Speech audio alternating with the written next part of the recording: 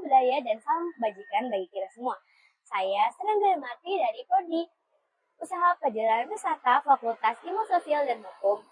Saya sekarang berada di Museum Kebangkitan Nasional, tempat yang menyimpan cerita penting tentang awal kesadaran bangsa Indonesia.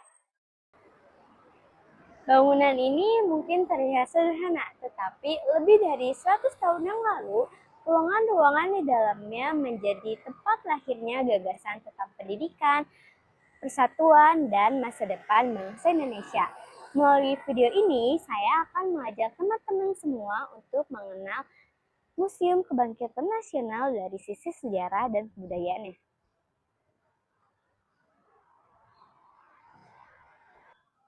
Gedung ini dulunya dikenal sebagai Stovia, sekolah kedokteran untuk penduduk pribumi pada masa kolonial Belanda. Di tempat inilah para pelajar dari berbagai daerah Nusantara bertemu, belajar, dan mulai menyadari bahwa mereka memiliki nasib yang sama sebagai bangsa yang terjajah.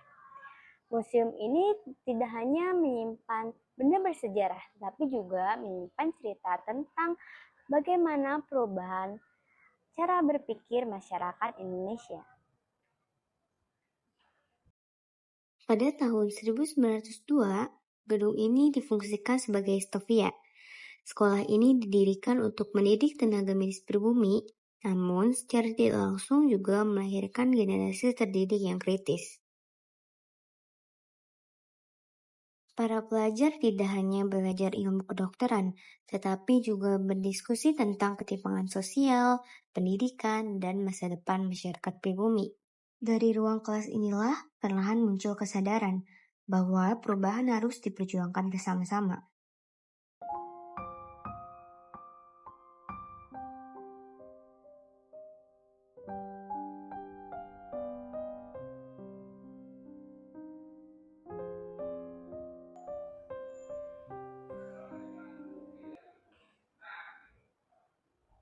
Lahirnya Budi Utomo pada 20 Mei tahun 1908 menjadi hari bangunnya kesadaran rakyat untuk bersatu menjadi satu wadah, yaitu bangsa Indonesia.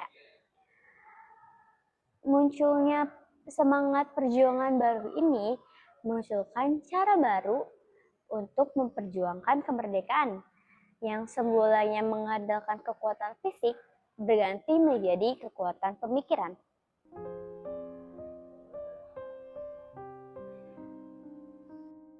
Budi Utomo didaulat menjadi ibu perhimpunan bagi organisasi-organisasi pergerakan nasional.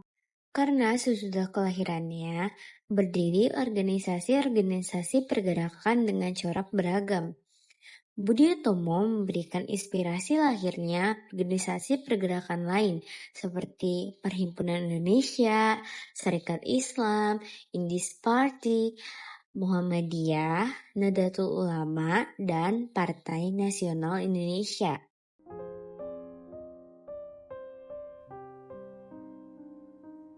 Pada masa kependudukan Jepang, fungsi gedung ini berubah. Namun, meskipun tidak lagi menjadi pusat pendidikan, sejarah pergerakan nasional tetap melekat pada tempat ini. Ruang ini menampilkan peta dan garis waktu yang menggambarkan awal masuknya bangsa Eropa ke wilayah yang kemudian dikenal sebagai Hindia Belanda. Ilustrasi kapal-kapal di dinding ini merujuk pada masa penjajahan ke samudra, ketika bangsa Eropa mulai berlayar jauh untuk mencari rempah-rempah dan jalur perdagangan baru. Garis waktu yang ditampilkan menunjukkan tahapan awal kehadiran bangsa Eropa di Nusantara, mulai dari kedatangan armada dagang hingga terbentuknya kekuasaan kolonial. Wilayah kepulauan yang sebelumnya berdiri sebagai kerajaan-kerajaan lokal perlahan dipetakan, dicatat, dan dikelola sebagai wilayah ekonomi. Peta ini tidak hanya menunjukkan arah pelayaran, tetapi juga menggambarkan bagaimana Nusantara mulai dipandang sebagai salah satu kawasan strategis bagi kepentingan kolonial. Kita memasuki ruang pengajar dan ruang direktur Stovia. Pengajar Stovia berjumlah 12 orang yang biasanya dibantu oleh asisten pengajar yang berasal dari lulusan pelajar Stovia terbaik. Setiap tahun, pengajar Stovia mengalami perubahan karena ada yang mendapatkan hak cuti untuk pulang ke Belanda. Pengajar Stovia akan menempati ruang pengajar pada saat menjelang kegiatan pembelajaran, saat istirahat sekolah, dan seusai kegiatan pembelajaran.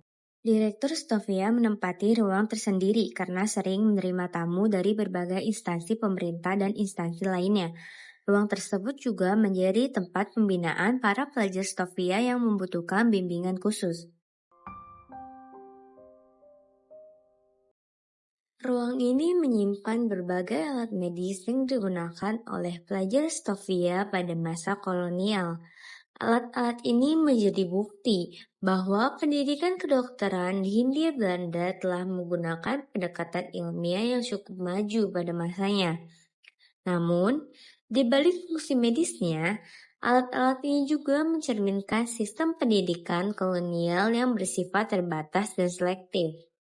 Stovia didirikan untuk mencetak tenaga kesehatan pribumi yang dapat membantu pemerintah kolonial, terutama dalam menangani wabah penyakit.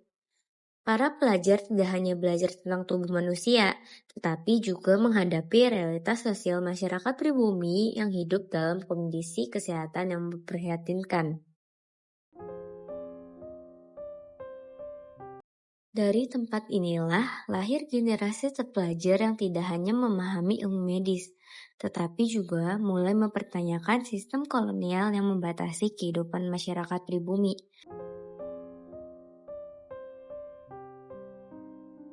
Budaya yang tercermin di museum ini bukan budaya dalam bentuk tarian atau pakaian adat, melainkan budaya intelektual, budaya berpikir, berdiskusi, dan menyusun gagasan tentang perubahan sosial. Ruang-ruang kelas, foto tokoh, dan diorama perjuangan menunjukkan bahwa kebangkitan bangsa berawal dari kesadaran akan pentingnya pendidikan. Museum ini menjadi pengingat bahwa perjuangan tidak selalu dimulai di medan perang, tetapi juga di ruang belajar.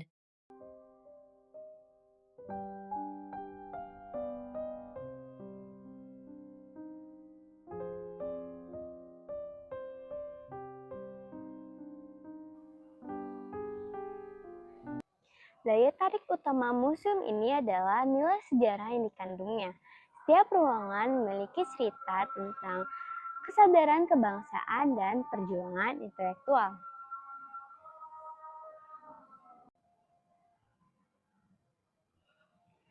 Museum Kebangkitan Nasional terletak di Kuitang, Jakarta Pusat, di sebelah Rumah Sakit RSPAD Gatot Subroto. Teman-teman bisa mengaksesnya lewat Transjakarta atau komuter lain. Museum ini juga menyediakan fasilitas-fasilitas seperti toilet, perpustakaan, ruang pameran tetap, ruang pameran temporary, kantin, tempat duduk, serta parkiran.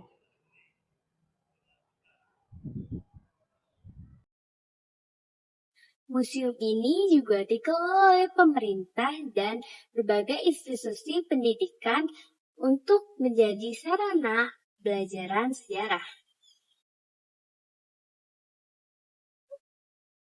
Museum ini mengajarkan kita bahwa kebangkitan bangsa Indonesia tidak terjadi secara tiba-tiba. Ia lahir dari proses yang panjang. Museum ini juga mengingatkan kita bahwa peran generasi muda dalam sejarah selalu diawali dengan kesadaran dan pengetahuan. Museum Kebangkitan Nasional mengajarkan kita bahwa perubahan besar tidak selalu terjadi dari peristiwa yang besar. Kebangkitan bangsa Indonesia justru muncul dari ruang kelas, diskusi, serta keberanian untuk berpikir lebih maju untuk masa depan.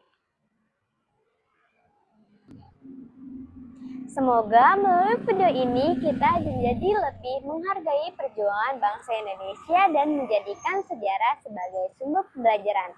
Saya Sri Anggirin Mati, pamit undur diri. Terima kasih.